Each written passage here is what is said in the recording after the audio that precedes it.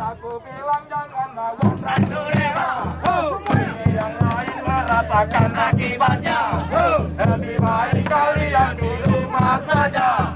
Duduk yang manis nonton di layar kaca. Siapa yang suruh lawan Ratu Dewa?